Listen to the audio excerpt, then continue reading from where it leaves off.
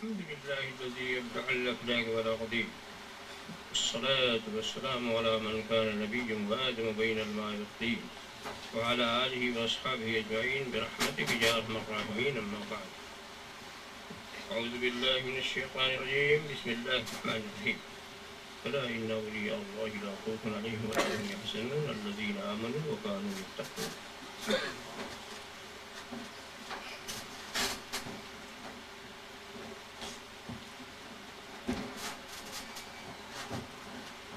بارگاہ رسالت والے رسالت میں درود شریف کا نذرانِ عقیدت پیش فرمائیں.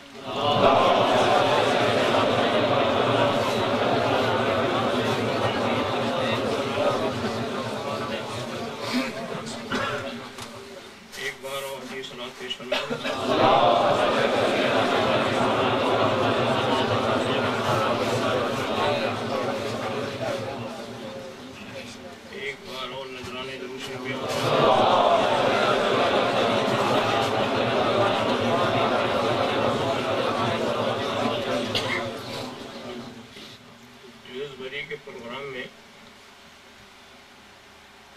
اسی آیت کریمہ کی تلاوت کا شرف حاصل کیا تھا.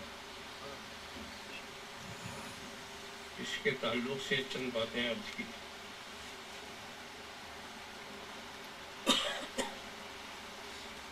اور بات وہاں یہ چل رہی تھی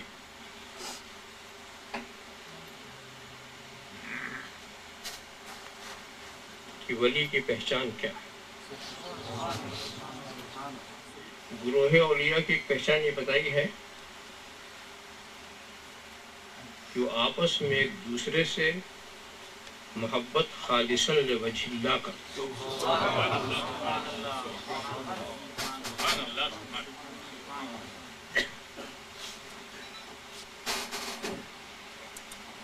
اللہ کی رضا کے سوا اور کوئی ان کا مقصود نہیں ہوتا.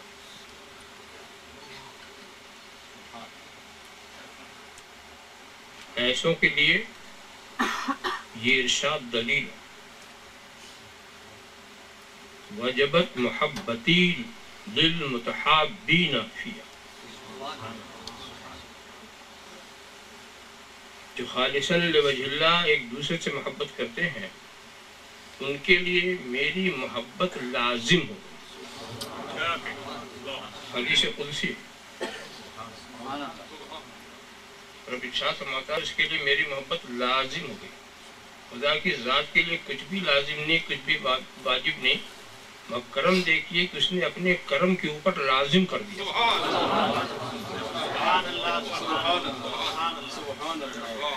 یعنی خدا ایسوں سے ضرور محبت کرتا ہے.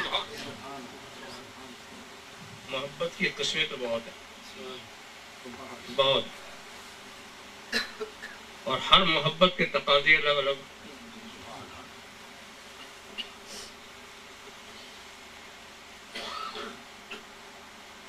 ایک محبت وہ ہے جو بندے کو اپنے معبود سے،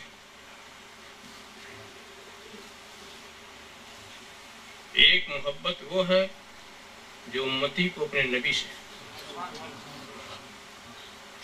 ایک محبت وہ ہے جو باپ کو اپنے بیٹے سے، ایک محبت وہ ہے جو بیٹوں کو اپنے باپ سے.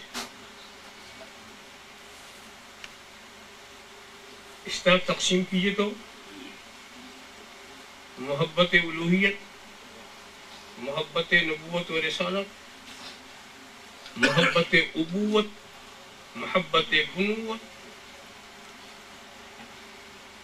ایسے ہی محبت لسانیت، محبت وطنیت، محبت قومیت. جو بنیاد آپ محبت کی بنا لیں اس کا وہی نام دے دیں.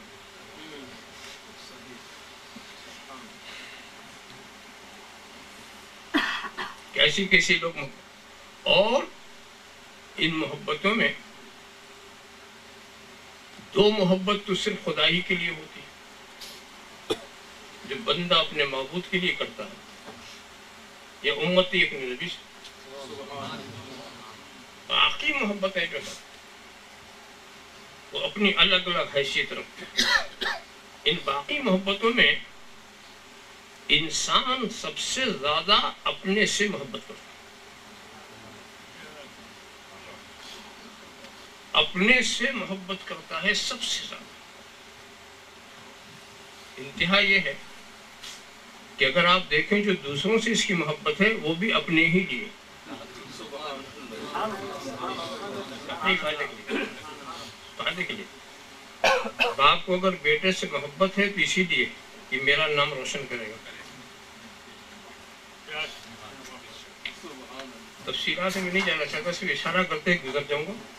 ایسے ہی بیٹوں کو باپ سے محبت ہے تو اسی لیے کہ جب یہ جائیں گے تو سب میرا ہوگا۔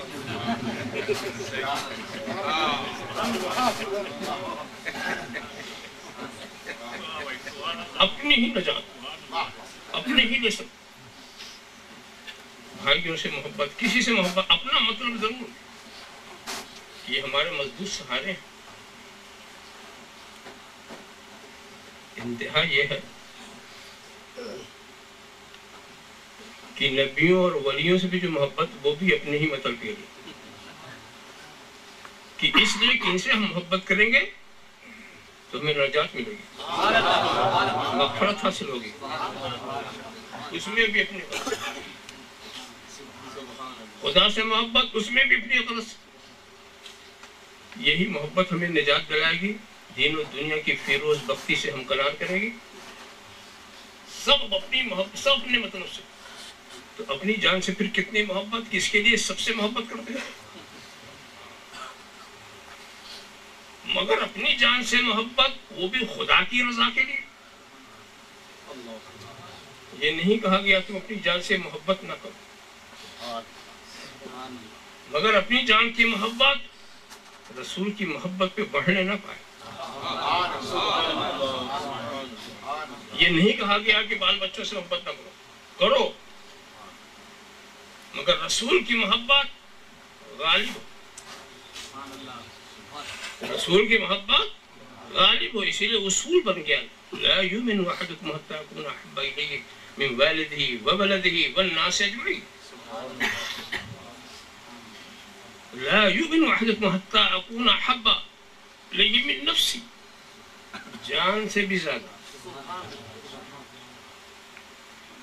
اچھا اتفاق دیکھیے، جن کا ذکر کیا گیا، والد، باپ، بیٹے، جان، ان سے لوگوں کو طبعی محبت ہوتی ہے، فطری ہوتی ہے۔ تو مجھے آج تک وہ تقسیم سمجھ میں نہیں آئی جو بعض اہل علم کرتے ہیں۔ مجھے کسی پر تنقید نہیں کرنا، مجھے اپنا خیال پیش کرنا کہ حضور کی محبت جو ہم پر لازم ہے اس کو وہ عقلی قرار دیتے ہیں۔ حضور سے لیے کہ تم سب سے زیادہ چاہو، یہاں حب سے مراد حب عقلی، سب سے زیادہ حب عقلی۔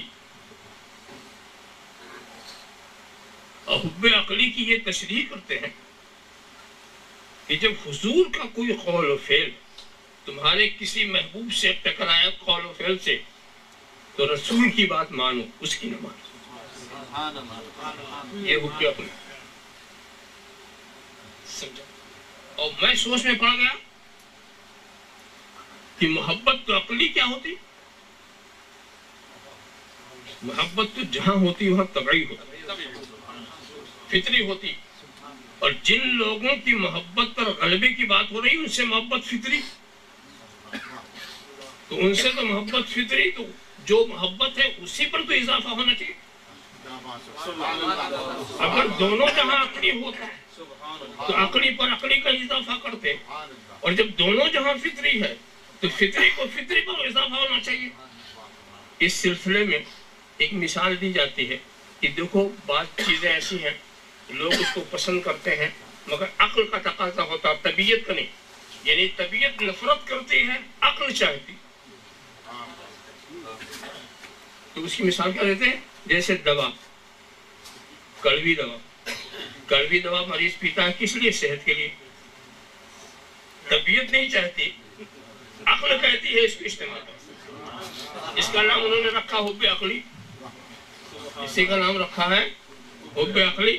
میں سوچتا یہ ہوں کہ طبیعت نہیں چاہتی اور عقل چاہتی. آپ سوچ رہے اور آپ کہتے ہیں کہ دوا کو محبوب بنایا. حالانکہ سچی بات یہ ہے کہ دوا محبوب ہے ہی نہیں. دوا محبوب نہیں ہے.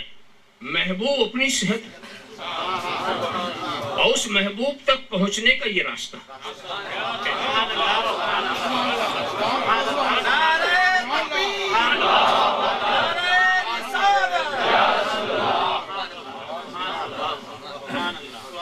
اس محبوب تک پہنچنے کا یہ راستہ ہے. تو اس راستے کی طبیعت کا رجحان نہیں ہے کیونکہ محبوب نہیں. اور صحت کی طرف طبیعت کا رجحان اس لیے کہ محبوب. اسی لیے ہم کہتے ہیں کہ جس محبت کو سرکار کے لیے لازم قرار دیا گیا ہے وہ حب طبعی ہے, وہ حب فطری ہے. اس کے بغیر تمہارا ایمان نہیں مکمل ہو سکتا. اب وہ کہ محبت راجحہ جس کو کہیے احبیت, احبیت حدیث میں احبیت کی بات ہے. تو نفس محبت یہ ایمان ہے اور سب سے زیادہ محبت یہ کمال ایمان. کمال ایمان کے لیے احبیت چاہیے. ہاں تو بات کر رہا تھا کہ انسان اپنے نفس سے محبت, تو نفس سے محبت یہ خدا کی رضا اس میں کیسے؟ اللہ کی رضا کے جس کو بھی محبوب بناؤ خدا کے لیے تو پہلے تو نفسی کا معاملہ تھا. خدا کے لیے کیسے؟ اپنے کو محبوب بنائے مگر خدا کی رضا کے لیے. اس کا معنی یہ ہوا اپنے کو خدا کے احکام اوامر اور نواہی کا ایسا پابند کر لیں, سمجھا, اپنے نفس کا استعمال وہاں کریں جس سے خدا راضی. تو اب اس سے محبت تم نے خدا کے لیے کیا. نفس سے محبت خدا کے لیے کیا. کہیں تمہاری جان کی ضرورت ہوئی اسلام کے فروغ کے لیے, تم نے جان دے دی. نفس کو ضائع نہیں کیا تم نے. خدا کے لیے محبت کی تو خدا اس سے محبت کرے گا. تو جب تمہارے نے اپنے نفس کو خدا پر قربان کر دیا, اس کے احکام پر قربان کر دیا, تو وہ خدا کا محبوب ہو گیا. اور کوئی اپنے محبوب کو فنا ہوتے نہیں دیکھے گا.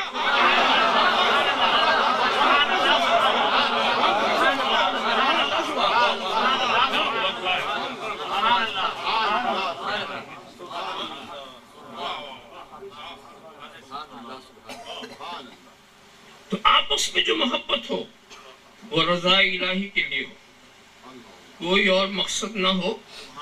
تو ایسے لوگ جو ہوتے ہیں کہتے ہیں کہ کسی بھی خطرناک منزل سے خوف نہیں کھاتے, کوئی ان کو ڈر نہیں. جو آپس میں ایک دوسرے سے محبت کرتے ہیں اور اللہ کی رضا کے لیے کرتے ہیں انہیں کوئی ڈر نہیں, کوئی خطرہ نہیں, کوئی اندیشہ نہیں. کسی سخت گھڑی سے کوئی اندیشہ نہیں, کسی سخت مرحلے سے ان کا کوئی غم نہیں. کتنی ہیبت ناک منزلیں ہیں انہیں کوئی فکر نہیں. کسی سے نہیں ڈرتے, پھر وہ پھر کسی سے نہیں ڈرتے. اس میں کیا راز؟ وہ کسی سے نہیں ڈرتے. اس میں راز یہ ہے جو حدیث قدسی سے بعض اس کی طرف اشارہ ملتا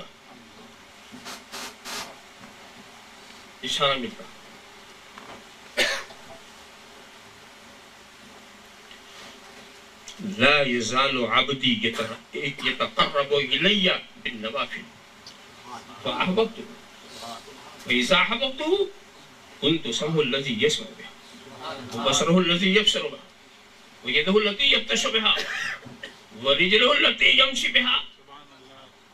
بندہ جب کثرت نوافل سے میرا قرب حاصل کرتا تو میں اسے محبوب بنا لیتا. خدا جس کو محبوب بناتا ہے اس کے لیے ضابطہ بتانا کہ جس کو میں محبوب بنا لیتا ہوں تو اب میں اس کی آنکھ ہو جاتا ہوں, میں اس کا کان ہو جاتا ہوں, اس کی زبان ہو جاتا ہوں، اس کا ہاتھ پیر ہو جاتا ہوں۔ تفسیر کبیر کے اندر جب اس کی تشریح ہے کہ جب اللہ کا نور جلال کسی کا کان ہو جائے تو دور قریب سب کی سنے گا۔ اللہ کا نور جلال کسی کی آنکھ ہو جائے تو دور قریب سب کی دیکھے گا۔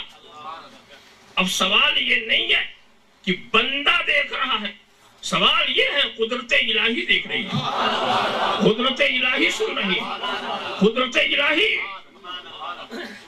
اب بندہ نہیں بول رہا، قدرت بول رہی ہے۔ اور جب خدا کی قدرت کسی کی زبان میں ہو تو اس کی آواز کہاں تک پہنچے گی؟ جب خدا کی قدرت کسی کے کان میں ہو تو کہاں کہاں کی سنے گا؟ اگر خدا کی قدرت فاروق اعظم کی زبان میں نہ ہوتی تو نہاون تک آواز نہیں جاتی۔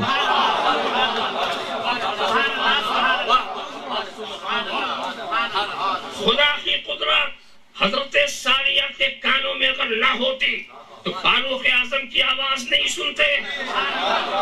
ارے میں یہ کہہ رہا ہوں، یہ دور دیکھو، اس کو ہٹا لو، میری آواز وہاں تک نہیں جائے گی۔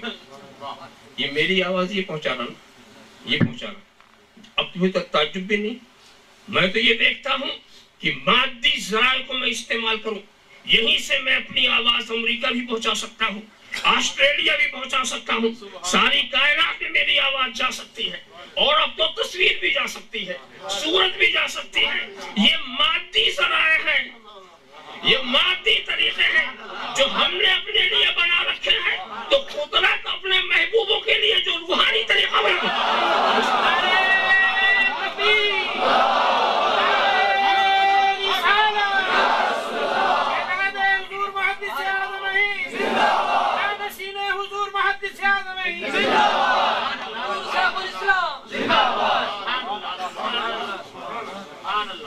بات قدرت کی چل رہی تھی، بات قدرت کی چل رہی تھی کہ رب تبارک و تعالیٰ کی جب قدرت ہے، تم یہ کیوں دیکھتے ہو یہ بندہ کون ہے؟ یہ دیکھو کہ اس کے کان میں قدرت کس کی ہے، اس کے آنکھ میں قدرت کس کی ہے، اس کی زبان میں قدرت کس کی ہے، اس کے پیروں میں قدرت کس کی ہے۔ سوال قدرت کی ہے۔ کتنے افسوس کی بات ہے، بندے پہ نظر رکھتے ہو اور خدا پہ اعتراض کرتے ہو۔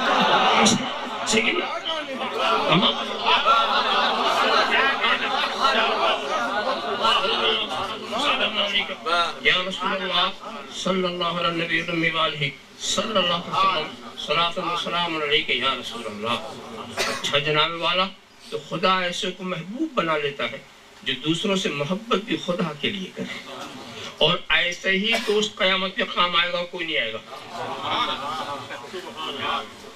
ایسا ہی دوست کام آئے گا اور کوئی کام آنے والا نہیں ہے۔ اچھا پھر ان کو خوف کیوں نہیں؟ میں نے جب کہہ دیا تو اس کا واقعہ بھی سنا دوں، سنا ہوگا آپ نے بھی۔ میدان قیامت میں نہ باپ بیٹوں کو پہچانیں گے، کوئی کسی کو نہیں پہچانے گا، کوئی پہچانے گا نہیں۔ انتہا یہ ہے کہ بیٹے کے پاس باپ جائے گا تو بیٹا کہے گا تو وہاں کا باپ چلایا، جس کو دیکھو چلائے۔ بیٹے کو نہ باپ پہچانے نہ ماں پہچانے، کوئی نہیں، سب بھاگیں گے ایک دوسرے سے۔ وجہ کیا ہے؟ نفسی نفسی کا عالم ہوگا، پریشانی کا عالم ہوگا۔ پریشانی میں کون کسی کو پہچانتا؟ کسی کو کوئی نہیں پہچانتا نا۔ ذرا صاحب دیکھو، اب اس کے بعد جناب والا، مگر اب ایک شخص آ گیا، بس واقعہ اشارہ کر کے گزرتے ہیں، سنتے ہی رہتے ہیں آپ علماء کرام سے۔ اس نے کہا میں آپ کا وقت لوں۔ ایک شخص کو ایک نیکی کی کمی، ایک نیکی کمی، اب اس ایک نیکی کی لینے کے لیے اس نے مہلت مانگ لی رب تبارک و تعالیٰ سے کہ اہل محشر میں سے کہیں سے لے آؤں۔ اب جس کے پاس جاتا ہوں بھگاتا، کہاں سے آ گیا نیکی لینے، کوئی پہچان نہیں کو دیا۔ ایک نیکی نہ باپ دے رہا، نہ ماں دے رہی، نہ بھائی، نہ بیٹا، نہ بھتیجا، کوئی نہیں دے رہا۔ اب تو یہ مایوس ہو گیا۔ اتفاق سے اس کی ملاقات ایک ایسے شخص سے ہو گئی جس نے اس نے صرف اللہ کی محبت، اس کی رضا کے لیے دوستی کی تھی، رضا کے لیے دوستی کی تھی۔ اس نے دیکھا، اس نے خود ہی مزاج کرسی کی، کیا حال ہے، کیوں پریشان ہو؟ کہا کہ ایک نیکی کی کہیں سے نہیں مل رہی۔ تو وہ دیکھو وہ دوست بھی وہاں بہت ہی یہ نہیں تھا کہ نیکیوں کا انبار اس کے پاس رہا ہو. اس نے یہ کہا کہ تیرے پاس ایک نیکی کی کمی اور تجھے کہیں سے نیکی نہیں مل رہی, میرے پاس تو ایک ہی نیکی, میرے پاس ایک ہی نیکی ہے, تو لے جا, تو لے, کم سے کم تیری تو نجات ہو جائے گی. کام کون آیا؟ اس کو خدا کی رضا کے لیے دوست بنایا تھا. اس نے نفسی نفسی کا معاملہ اس کے لیے بھی رہا ہوگا, مگر اس نے اپنے کو نہیں دیکھا, اپنے دوست کی نجات پر اس نے فکر کری.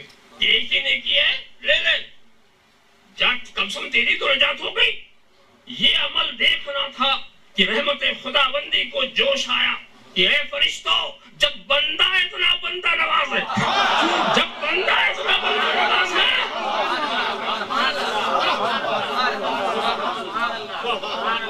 تو میں تو حقیقی بندہ نواز نہیں ہوں. اس نیکی لینے والے کو, اس دینے والے کو, دونوں کو بخش دے, دونوں کو جنت میں لے جا. بغیر نیکی جنت میں پہنچ گیا, کوئی نیکی نہیں جنت میں پہنچ گیا نہیں. ایک نیکی ساری نیکیوں پر غالب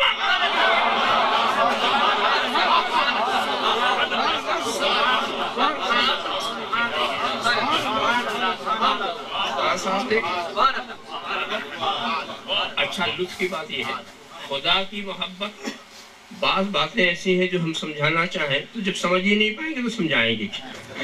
پہلے اگر آپ پوچھیں گے آپ نے بھی کچھ سمجھا, میں نے خود ہی نہیں سمجھا کہ خدا کی محبت کی شکل کیا. کیوں؟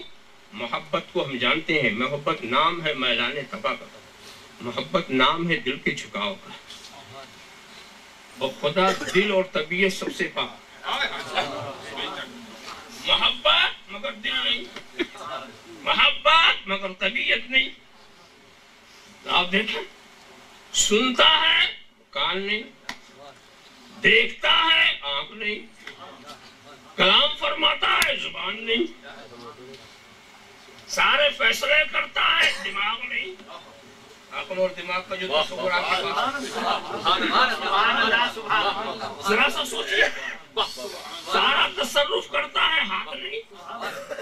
ہماری حیثیت کیا ہے؟ یا تو ہم بیٹھے ہوں گے, یا کھڑے ہوں گے, یا لیٹے ہوں گے. چوتھی شکل کوئی بنتی ہے؟ یا آپ بیٹھے ہیں, یا کھڑے ہیں, یا لیٹے ہیں. خدا نہ بیٹھا ہے, نہ لیٹا ہے, نہ کھڑا ہے.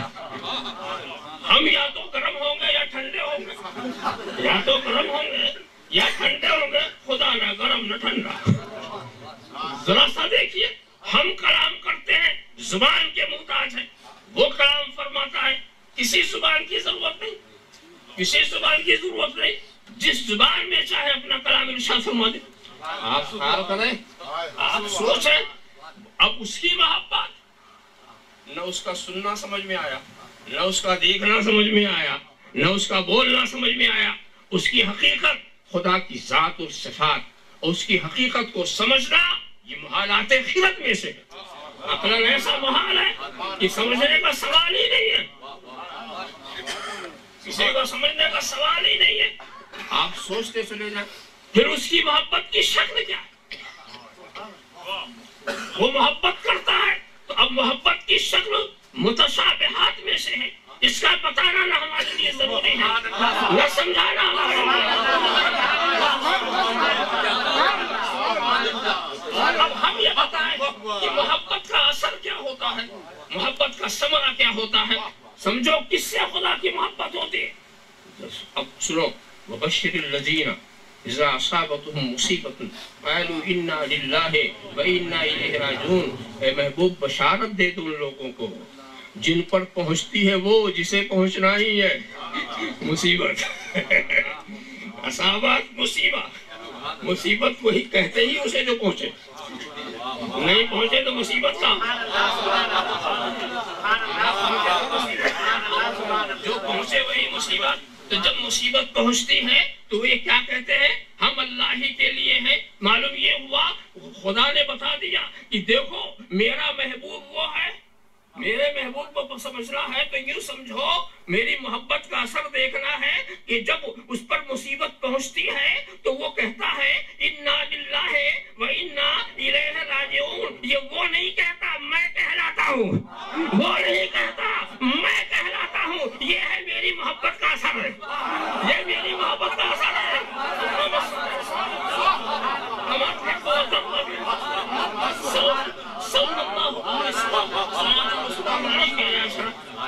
اس پر ہماری رحمتیں ہیں، اس پر ہماری برکتیں ہیں جسے میں محبوب بناتا ہوں. اور پھر یہ محبوب جب میرا محبوب وہ کسی سے کیوں ڈرنے لگا، کسی سے کیوں ڈرنے لگا. اور اس نہ ڈرنے میں میں نے راز دیکھا. کیوں نہیں ڈرتا؟ نہیں ڈرتا اس لیے کہ خدا جس کو محبوب بناتا ہے وہ اعلان کرتا ہے جبرائیل میں فلاں کو محبوب رکھتا ہوں، تم بھی اسے محبوب رکھو. اعلان کر دو. اس کے بعد حضرت جبریل اعلان کر دو.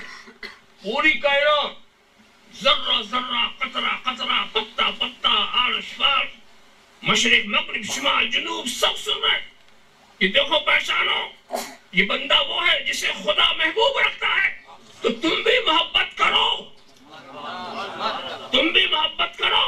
تو اب یہ صرف خدا کا محبوب نہیں ہے، یہ ساری کائنات کا محبوب ہے، ذرے ذرے کا محبوب ہے، قطرے قطرے کا محبوب ہے، ہر ایک چیز کا محبوب ہے. اور جب سب اس کا محبت کرنے والے ہیں تو محبت کرنے والوں سے ڈرتا کون ہے؟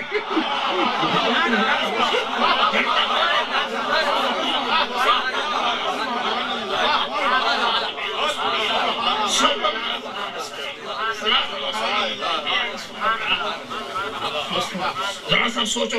اسی لیے اگر آپ دیکھتے ہیں وہ کوئی مشکل بات نہیں تھی جس کو حضرت شیخ سعدی نے عرصہ رودبار میں دیکھا تھا. یکے دیدم از عرصہ رودبار کہ بے شام دم بر پلنگے سوار چنا ہو رضا حال برمن گراف کہ ترسیدنم پائے رفتن بواس بر تبسم کنا دست بر لب گراف کہ سادی مدار آنچے دیدی شکاف ہم گردن از حکم داور مپیش کہ گردن نہ پیچت سے حکم تو ہیچ. حضرت شیخ قادی کہتے ہیں کہ مرتبہ عرصہ رودبار کے جنگلوں میں جا رہا تھا. ایک صاحب شیر پر بیٹھے ہوئے آئے، شیر پر بیٹھے ہوئے آئے. اور اس کے بعد حضرت سعدی کہتے ہیں ایسا خوف ہوا کہ نہ بھاگنے کا راستہ نہ ٹھہرنے کی ہمت. تو میرے کیفیت کو انہوں نے محسوس کیا کہ اے سعدی تم جو کچھ دیکھ رہے ہو نا تعجب نہ کرو، تم بھی اپنی گردن خدا کے حکم سے نہ پھیرو. دنیا کی کوئی چیز تمہارے حکم سے گردن نہیں پھیرو. تم ساری دنیا کے محبوب ہو جاؤ گے، وہ سب تمہارے اطاعتشار ہوں گے. اور مشکات شریف کی وہ حدیث تو بار بار آپ سنتے ہیں. حضرت سفینہ والا، حضرت سفینہ جو اسلامی لشکر سے الگ ہو گئے، صرف اشارہ کر دو اور وہاں پر جب جنگل میں چلے گئے شیر آ گئے. یہ تو ڈرنے کا مقام ہے نا، مگر یہ نہیں ڈرتے، یہ نہیں ڈرتے. ذرا سا آپ دیکھیں ساری دنیا ان سے محبت کرتی ہے اور ان کا معاملہ ایسا ہے کہ ان کو بھی معلوم ہوتا ہے کہ فلاں ہم سے محبت کرتا ہے. ورنہ اگر کوئی محبت کرے اور مجھے خوف ہو، کوئی مجھ سے محبت کرے اور مجھے خوف ہو تو میں سے گھر جاؤں گا. مانو کہ اسے انہیں بھی خبر ہے یہ مجھے چاہنے والے ہیں، اس میں چاہنے والوں سے گھبرانے کی بات ہی نہیں. اب اس کے بعد کیا کہا؟ یا ابا الحارث انا سفینۃ مولا رسول اللہ صلی اللہ علیہ وسلم.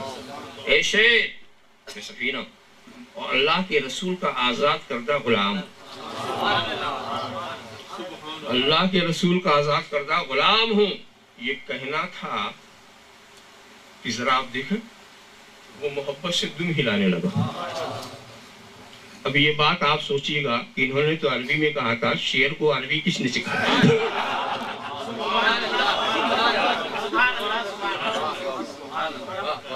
کس دارالعلوم سے عربی پڑھ کے آیا؟ کیا مطلب؟ خدا جب جس کو محبوب بناتا ہے اس کی زبان کو بھی سب کو سمجھاتا ہے.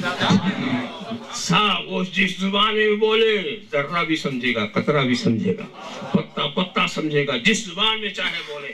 محبوب بنا لیا نا تو زبان کو بھی اس کی عام کر دیا. وہ جس زبان میں بولے وہ سمجھیں گے, اس کو اچھی طرح سے فالو کریں گے. تو اب شیر دم ہلانے لگا, اور صرف دم ہی نہیں ہلانے لگا, آگے آگے راستہ صاف کرتا جا رہا. گویا اس نے زبان حال سے یہ کہا کہ جب تو رسول کا غلام ہے تو میں تیرا غلام ہوں. راز کھل گیا. معلوم یہ ہوا کہ ساری محبت کا مرجع جو ہے رسول کی غلامی, پہچان جو ہے وہ رسول کی غلامی. اب ذرا سا آپ دیکھیں, اور وہ دم ہلاتا ہوا چلا گیا. میں اس موقع پر اکثر کہا کرتا ہوں کہ لوگ جنگل کا راجا شیر کو کہتے ہیں کہ شیر جنگل کا راجا ہوتا ہے. جب راجا کا یہ حال ہے دم ہلا رہے ہیں تو پرجا کا کیا حال ہے؟ جب راجا کا یہ حال دم ہلا رہا ہے پرجے کا کیا حال؟ اور پھر اسلامی لشکر جب قریب آیا, اس نے ایک وداعی آواز نکالی اور یہ وہاں پہنچ گئے. کوئی خوف, کوئی خطرہ, کوئی اندیشہ. ایسے وقت میں جانتے ہیں ان کو کتنا یقین تھا. ان کا یقین دیکھیے کہ یہ خدا جسے اپنا محبوب بنا لیتا ہے اس کو سارے جہاں کا محبوب بنا دیتا ہے. ساری کائنات اس کی اطاعت کیوں کرتی؟ اسی وجہ سے کرتی. وہ جس کو جو کہہ دے وہ اسی وجہ. طاقت یاد رکھو, محبوب بنانے کے بعد اب اس فرد کی طاقت مت دیکھو, اب یہ دیکھو کہ اس کے اندر قدرت کیا ہے. تو جب اس کی قدرت پر آپ نظر کرو گے تو اشارے سے چاند کا ٹکڑا ہونا کوئی تعجب کی بات نہیں, حکم دینے سے سورج کا پلٹ آنا کوئی حیرت کی بات نہیں, جب کنکریوں سے کلمہ پڑھا لینا کوئی حیرت کی بات نہیں. معلوم یہ ہوا جب زبان میں خدا کی قدرت ہے تو مردے کو قل بسم اللہ کہہ دے تو اس کا زندہ ہو جانا کوئی حیرت کی بات نہیں, کوئی حیرت کی بات نہیں. اس لیے وجبت محبتی للمتحابین فی, میری محبت واجب ہو گئی ہے ان کے لیے جو مجھے خالصا لوجہ اللہ ایک دوسرے سے محبت کرتے ہیں. ایک دوسرے سے جو محبت رکھتے ہیں وہ ایک دوسرے سے کینہ نہیں رکھتے, بغض نہیں رکھتے, عداوت نہیں رکھتے, اور کسی سے محبت اپنے ذات کے لیے نہیں رکھتے. یا اگر آپ کو کسی سے محبت ہو اس میں اپنے ذات کا فائدہ ہو تو یہ اللہ کے لیے محبت نہیں ہوئی, سب خدا ہی کے لیے ہو. بیٹے سے محبت ہو تو خدا ہی کے لیے ہو, بھائی سے محبت ہو تو خدا ہی کے لیے ہو, باپ سے محبت ہو تو خدا ہی کے لیے ہو. جب ایسی آپس کی محبت ہوتی ہے تو یہ اللہ کے محبوبوں کی گروہ بن جاتا ہے, محبوبوں کی جماعت بن جاتی ہے. تو وہ محبوب وہ ہے جو خدا کی رضا کے لیے آپس میں ایک دوسرے سے محبت. اس سلسلے میں قرآنی آیت کو دلیل بناتے ہوئے کچھ لوگ اللہ کے ولی کی پہچان بتاتے ہیں. الذین آمنوا وکانوا یتقون, ولی وہ ہے جو ایمان والا ہے اور تقوی والا, ڈرنے والا. ڈرنے والا کس سے؟ ابھی تمہیں بتا رہا تھا کسی سے ڈرنے والا نہیں. وہ کس سے ڈرنے والے؟ آپ کہیں گے خدا سے ڈرنے والے. یہ بات صحیح, یعنی بالواسطہ معاملہ وہی ہوتا اور اس میں کوئی شک نہیں ہے. مگر جس کو یہ یقین ہو جائے کہ میں خدا مجھ سے محبت فرماتا ہے وہ خدا سے ڈرے گا.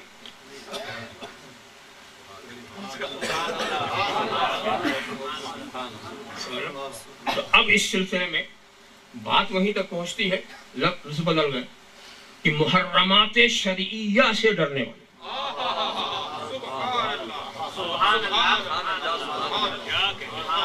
جو شرعی حرام چیزیں اس سے ڈرتے ہیں, اس کے قریب نہیں جاتے, اس سے قریب نہیں جاتے. اس کے قریب اگر گیا تو یہ خطرے کی بات. تو محرمات شرعیہ اور منہیات شرعیہ سے ڈرنے والے, اور انہی سے ڈرنا یہ تقوی. دیکھیں ایک بات اور ہم بتا دیں, تقوی کا لفظ بہت اہم ہے.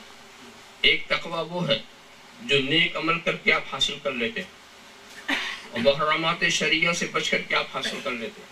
مگر ایک تقوی وہ ہے جو خدا کا فضل ہے, وہ آپ کی محنت سے آپ کو نہیں ملے گا, وہ خدا کا فضل ہی کو ملے گا.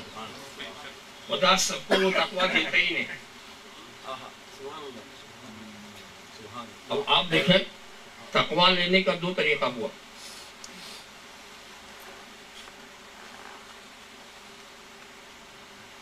قد افلح من تزکا، قد افلح وذکر اسم ربہ فصلی. کامیاب وہ ہو گیا جس نے اپنے دل کو ستھرا کیا. اپنے دل کو ستھرا کیا، پھر اس کے بعد کیا کیا؟ اپنے رب کا ذکر کیا اور نماز پڑھی. تو دل کو ستھرا کرنا پہلے، عبادت بعد میں. ترتیب دیکھ رہا ہوں، پہلے دل کو ستھرا کرو، پھر عبادت کرو. پھر عبادت کے جو ثمرات ہیں وہ کچھ اور ہوں گے. تو اب وہ عبادت کی دو شکلیں ہوئی. پہلے عبادت پھر دل کی صفائی. آپ عبادت کرتے رہیے، عبادت کرتے رہیں گے، اس کی برکت سے دل صاف بھی ہو سکتا. تو عبادت آپ پہلے کرتے رہے پھر صفائی ملے، ایک طریقہ یہ. اور ایک یہ ہے کہ صفائی پہلے ہو جائے پھر عبادت ہو. صفائی پہلے ہو جائے پھر عبادت ہو، وہ بھی ایک طریقہ ہے. دونوں میں فرق یہ ہے کہ پہلے عمل ہو پھر صفائی ہو، اس کی گارنٹی نہیں.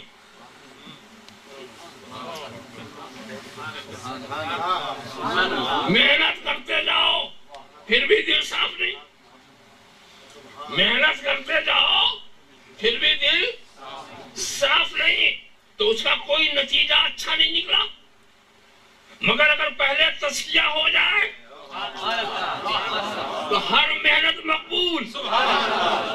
پہلے تزکیہ ہو جائے تو کوئی عمل بیکار نہیں، پہلے تزکیہ ہو جائے تو کوئی عمل بیکار نہیں. اسی لیے نبیوں کا فریضہ یہ نہیں تھا کہ پہلے عمل کرائے پھر تزکیہ کرائے. پہلے نبی تزکیہ کرتا ہے پھر عمل کراتا ہے.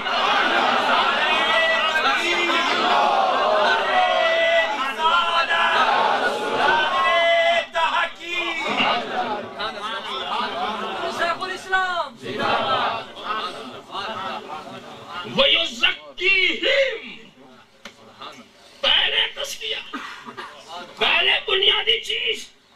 آج جو افراتفری مچی ہوئی ہے وجہ یہ ہے کہ عمل تو ہے، اس سے پہلے تزکیہ نہیں. اسی لیے سارا اختلاف، اسی لیے سارا انتشار، اسی لیے سارا ٹکراؤ، اسی لیے سارا تصادم. مگر نبی کی تعلیم کا طریقہ یہ تھا کہ پہلے وہ تزکیہ فرماتے رہے اور پھر اس کے بعد عمل بتدریج عمل کی تعلیم. جیسے جیسے انسان کو عمل کرنے کی طاقت ملتی گئی، عمل کے احکام آتے گئے، جیسے جیسے تزکیہ ہوتا گیا، ویسے ویسے ایسا نہیں کہ آتے ہی پہلے عمل کراتے پھر تزکیہ کراتے. یہ نبی کا طریقہ ہے. پہلے دل کو صاف کرنا، پھر عمل کی طرف متوجہ کرنا. اور متوجہ کرنے کی ضرورت نہیں ہے، دل صاف ہے تو وہ لازمی طور پر عمل کی طرف متوجہ ہوگا. اس میں کچھ کرنے کی ضرورت نہیں ہے، اس میں کچھ کرنے کی ضرورت نہیں ہے.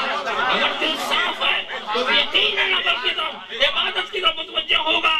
ہاں معلوم ہوا کہ عبادت کے لیے تزکیہ لازم نہیں ہے، مگر تزکیے کے بعد عبادت لازم ہے. اللہم صلی علی سیدنا محمد کما تحب وترضى صلی اللہ علیہ وسلم. صاحب خیال کرتے چلے جائیں تو دل کا ستھرا کرنا. اسی لیے دوستو کیا ہوا کیا بزرگان دین کا بھی حال یہ ہے، چونکہ یہ منہاج نبوت پر کام کرتے ہیں.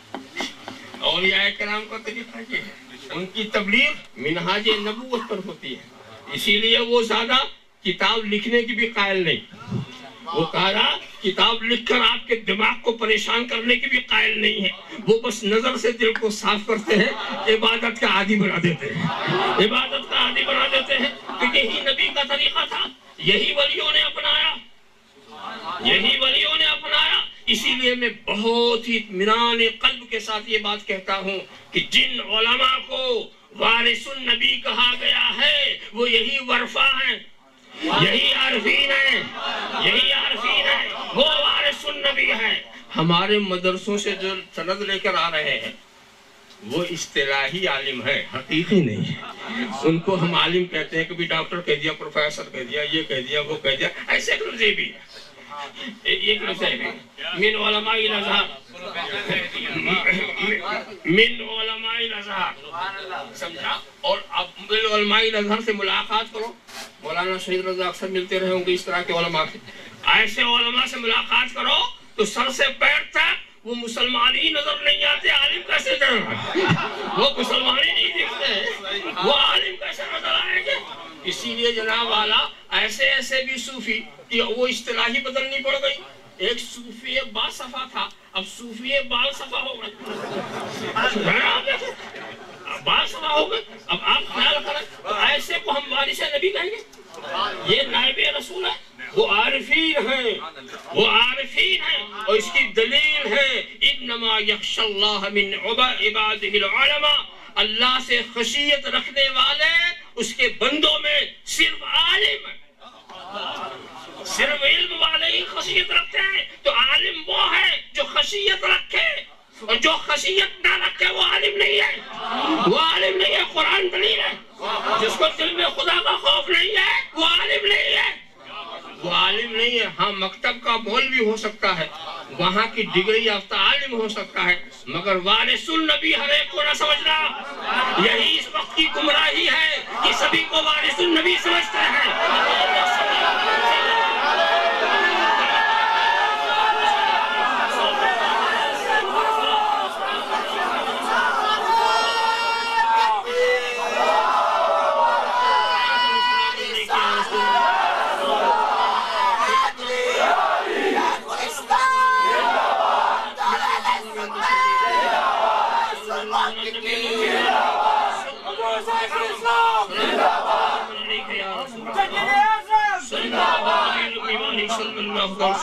صلاۃ و سلام علیک یا رسول اللہ، صلاۃ و سلام علیک یا رسول اللہ۔ اب اس چیز کو اچھی طرح سے آپ سمجھ لیں، اور اس کو کہ کیا بزرگان دین جن سے اللہ محبت فرما۔ آپ سوچیں گے ایک اور سوال کا جواب دے کے مختصر کر دوں، اللہ صرف ان سے محبت فرماتا ہے جو آپس میں ایک دوسرے سے محبت کریں اللہ کے لیے؟ صرف بزرگان دین سے محبت؟ خالق پوری کائنات کا اور مالک اور محبت کریں مخصوص؟ رؤوف بالعباد، سارے بندوں کے لیے رافت والا، مہربانی والا، تو سارے بندوں الخلق عیال اللہ، ساری مخلوق اللہ کا کنبہ، تو کنبے سے محبت نہیں؟ ذرا سا سوچو، صرف اپنے کو کہے رحمان الدنیا والآخرہ، اس کی رحمت کسی سے مخصوص نہیں۔ وہ کافروں کے لیے بھی رحمان ہے، مسلمانوں کے لیے بھی رحمان ہے، دنیا میں بھی رحمان ہے، آخرت میں بھی رحمان ہے۔ مگر میں آپ کو بتاؤں، دیکھو بات میں محبت کی چھیڑ رہا تھا، آپ نے رحمت کا تذکرہ شروع کر دیا۔ رحمت اور چیز ہے، محبت اور چیز ہے۔ رحمت اور چیز ہے، رحمت کے درجات ہیں، محبت کا ایک ہی درجہ ہے۔ ذرا صاحب دیکھیں تو رحمت، اب اس کو آپ سمجھ لیں کہ خدا کی شان ربوبیت کیا ہے، اور خدا کی شان رحمت کیا ہے، اور خدا کی شان محبت کیا ہے۔ تب سمجھ میں آئے گا کہ محبت مخصوص لوگوں سے کیوں۔ مگر مثال سے سمجھاؤ کہ اپنے گھر میں سمجھے، ہر ایک کا ایک ایک حق ہوتا ہے۔ ایک خاتون اپنے چھوٹے سے بچے کو اپنی گود میں لے کر کے دودھ پلاتی ہے، جب بچہ سیر ہو گیا تو جو حق تربیت تھا ادا ہو گیا.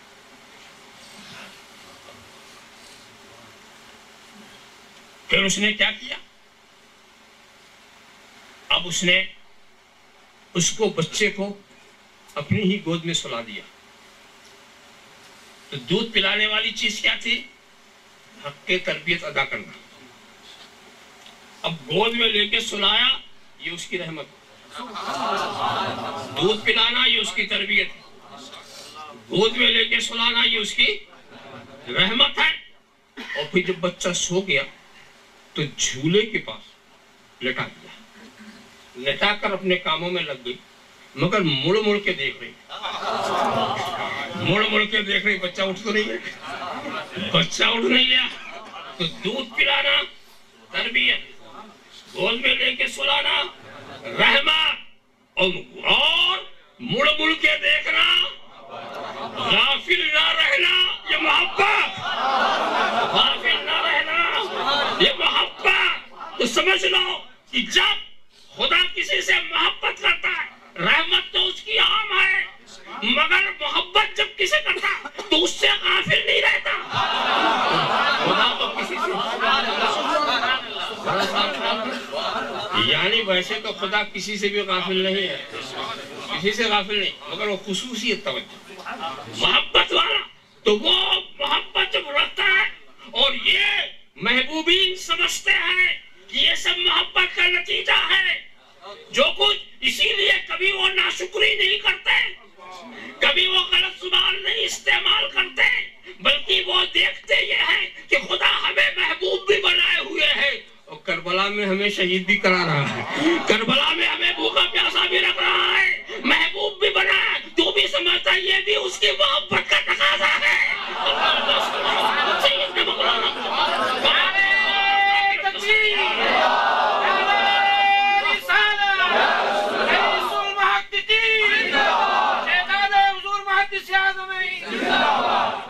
یہ بھی محبت کا تقاضا ہے. ورنہ ایک بات بتاؤ، بظاہر دیکھو تو کیسا لگتا ہے، کیسا لگتا ہے؟ یزید تخت پر، حسین کربلا کے اندر، وہ بادشاہ بنا ہوا، یہ زیر خنجر ہے. اب پوچھو کہ خدا کس سے محبت کرتا ہے؟ اس سے کس سے محبت کرتا ہے؟ مگر اس کی شان ہی نرالی ہے. وہ تو عز من تشاء وہ تو ذل من تشاء، جسے چاہے وہ عزت دیتا ہے، جسے چاہے وہ ذلیل کرتا ہے. اور عزت کو ذلت کے لیے اس نے جو ضابطہ بنایا ہے وہ یہ ضروری نہیں ہے کہ جس کو عزت دے اسے بڑا محل دے دے، جس کو عزت دے اسے کھانے پینے کی فراوانی دے دے، جسے عزت دے اسے تخت و تاج پہ بٹھا دے. نہیں، کبھی کبھی وہ عزت دیتا ہے تو خنجر کے نیچے لٹا کے عزت دیتا ہے، بھوک پیاسا رکھ کر عزت کرنا. اور ایسے ہی دوستو، جب وہ ذلیل کرنے پر آتا ہے تو تخت پر بٹھا کے ذلیل کرتا ہے، تاج پہنا کے ذلیل کرتا ہے، لشکر و سپاہ میں ذلیل کرتا ہے، تن تنا و تم تناق کے ہجوم میں ذلیل کرتا ہے. ایسا ذلیل کرتا ہے، ایسا ذلیل کرتا کہ تخت پر بیٹھنے والے یزید کی قبر پر لوگ جا کر لعنتیں کر رہے ہیں، اور جو شہید ہوئے تھے ان کے مینارے آسمانوں سے بات کر رہے ہیں. دیکھو ایسی عزت دے دی ہے، ایسی عزت دے دی ہے. دیکھو کسی کو نمرود کو ایوان میں پہنچا کے ذلیل کر دیا، حضرت ابراہیم کو آتش کدے میں پہنچا کے عزت دے دی، حضرت کلیم کو چٹائی پر بٹھا کر عزت دے دی، فرعون کو ذلیل کر دیا. ایسا ذلیل کیا، ایسا ذلیل کیا. ذرا سا دیکھو نمرود، ایک مچھر، وہ بھی لنگڑا گھس گیا، اور اتنا جاندار تھا کہ اندر جا کے بھی نہیں مرا. حالانکہ مچھر تو ایک اشارے سے، ارے مچھر ہو تو مرے، عذاب الہی کہاں سے مرے؟ وہ تو عذاب الہی کی ایک شکل تھی نا، اندر جا کر کے. اور اس کے بعد اب دیکھو تخت پر بیٹھا ہوا ہے، اپنی خدائی کی بات کر رہا ہے، اپنے آگے سجدے کرا رہا ہے. میں اس کا علاج کیسے؟ جوتے مارو. اور کون مار رہا؟ جو سجدے کرنے والے، وہی جوتے مار رہے. جب جوتا مارتا تو وہ کیڑا جو ہے، مچھر جو ہے، رک جاتا، پھر نہیں کاٹتا، اور جہاں روکا پھر کاٹنا شروع. تو اس کا علاج یہی تھا کہ اس کے جوتے مارو. یہ دماغ کے کیڑے ایسے صحیح نہیں ہوتے.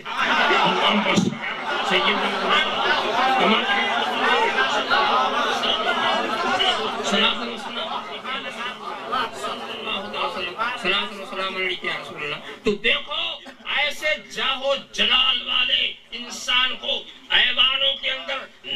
دودھ کو دیکھو ایک مچھر سے ذلیل کر دیا، اور جب بچانا ہوا تو اپنے محبوب کو کبوتر کے انڈوں سے بچا لیا، مکڑی کے جالے سے بچا لیا، بچانا ہوا تو اس طرح سے بچا لیا۔ وَتُعِزُّ مَن تَشَاءُ وَتُذِلُّ مَن تَشَاءُ، تو اصل میں وہ جسے محبوب کر لے گا اسے ذلیل نہیں ہوگا۔